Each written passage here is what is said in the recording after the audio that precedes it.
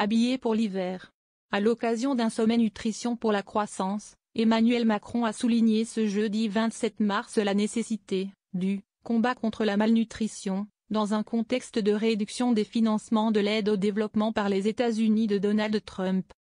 Se faisant photographier sur le perron de l'Élysée avec le roi Letzi III du Lesotho puis en soutenant son discours, le président de la République a tenu à souligner l'existence du Lesotho et l'importance de l'aide apportée à ce pays.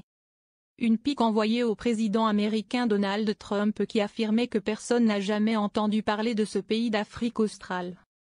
Lors de ce sommet à Paris, organisé depuis 2012 à tour de rôle par les pays hôtes des Jeux Olympiques, le roi Letzi III a rappelé combien la malnutrition affecte la santé mais aussi le développement cognitif, l'éducation et, finalement, le développement d'un pays. Donald Trump reçoit une réponse de ce pays d'Afrique australe dont personne n'a jamais entendu parler, selon lui.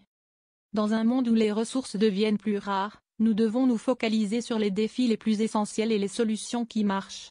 Pour l'Afrique, les besoins en nutrition doivent être notre objectif numéro 1, a ajouté le roi du Lesotho. Après ce discours, Emmanuel Macron a pris la parole et a rétorqué « Quand on vous entend, on est après sûr que votre pays existe. Et c'est une bonne chose de lui envoyer des fonds car ils sont bien utilisés. » Une manière donc de soutenir le pays face aux attaques de Donald Trump.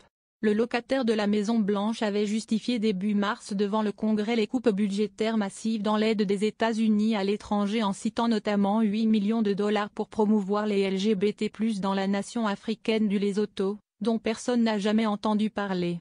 Le gouvernement du Lesotho s'était dit choqué et embarrassé par les commentaires du président. Le chef de l'État français a également publié une photo sur son compte X, ex-Twitter, devant l'Élysée, affirmant en légende: nous nous retrouvons à Paris pour un combat essentiel, la lutte contre l'insécurité alimentaire et l'amélioration de la qualité de l'alimentation.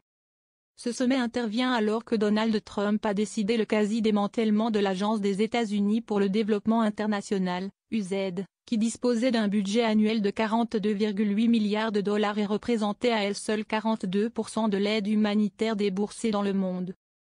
Or, le Lesotho a été un bénéficiaire majeur des aides américaines ces dernières années.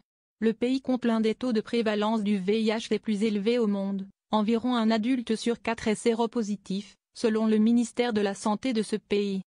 Avant les coupes budgétaires de Donald Trump, la situation était déjà tendue, avec une aide publique au développement en recul dans de nombreux pays dont l'Italie, la Belgique, les Pays-Bas, la France et le Royaume-Uni. Dans un contexte de difficultés économiques ou d'accroissement des dépenses militaires. En 2025, au moins 14 millions d'enfants victimes de malnutrition pourraient ne pas avoir accès à l'aide dont ils ont besoin en raison des coupes drastiques dans l'aide internationale, a mis en garde l'UNICEF mercredi.